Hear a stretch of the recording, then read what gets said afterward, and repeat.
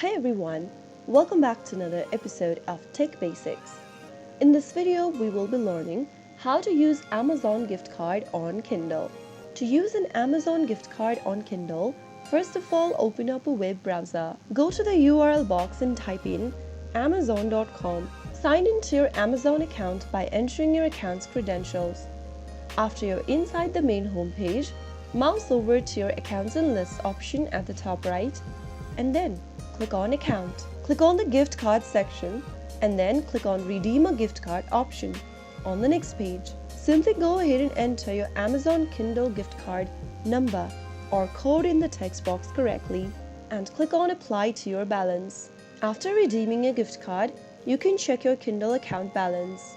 The gift card amount will now be added to your balance. You can now use the Amazon gift card balance to purchase Kindle books quickly and easily. But always make sure that your Kindle device is connected to the internet for the gift card balance to be updated and for you to be able to purchase books. So that is how you can easily use Amazon gift card on Kindle.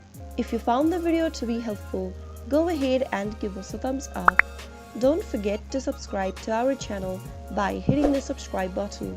Press on the bell icon so that you'll never miss another upcoming upload from us.